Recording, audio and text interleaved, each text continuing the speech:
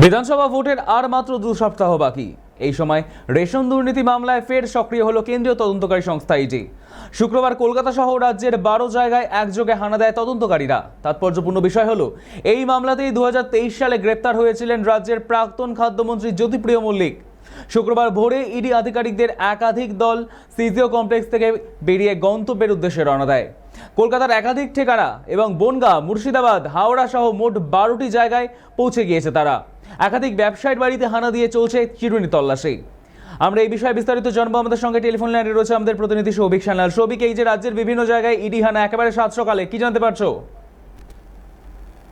দেখো, তোমায় জানিয়ে রাখি যে বাংলা বিধানসভা নির্বাচনের আগে রেশন বন্টন দুর্নীতি মামলায় ফের বড়সড় অভিযানে নামলো এনফোর্সমেন্ট ডিরেক্টরেট অর্থাৎ ইডি। আজ শুক্রবার সকাল থেকেই কলকাতা, মুর্শিদাবাদ, বনগাঁ ও হাওড়া সহ রাজ্যের মোট 12টি জায়গায় একযোগে তল্লাশি শুরু করেছেন কেন্দ্রীয় সংস্থার তদন্তকারীরা।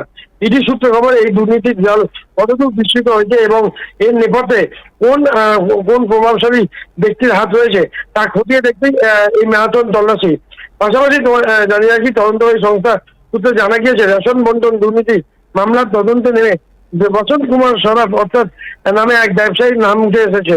অভিযোগ, ওই ব্যবসায়ীর একটি বেসরকারি কোম্পানির মাধ্যমে রেশনের বিপুল পরিমাণ সামগ্রী পাচার করা হতো।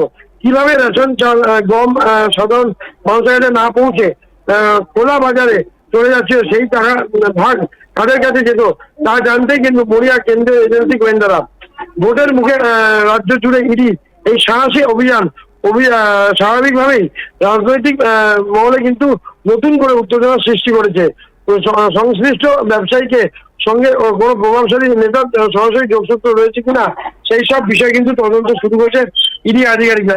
পাশাপাশি তোমায় জানিয়ে রাখি, এই রেশন দুর্নীতি মামলাতেই কিন্তু গ্রেফতার হয়েছিল রাজ্যের মন্ত্রী জ্যোতিপ্রিয় মল্লিক। যদিও পরবর্তী সময় তাকে চার্জশিট না দেওয়ায় এবং প্রমাণ না করাতে তাকে ছেড়ে দিতে হয়, আদালতের নির্দেশে তাকে ছেড়ে দিতে হয়। পাশাপাশি তোমায় জানিয়ে ইতিমধ্যে কিন্তু নির্বাচন শুরু হওয়ার আগে কিন্তু আবারও জোর কদমে নামলো ইডি আধিকারিকরা।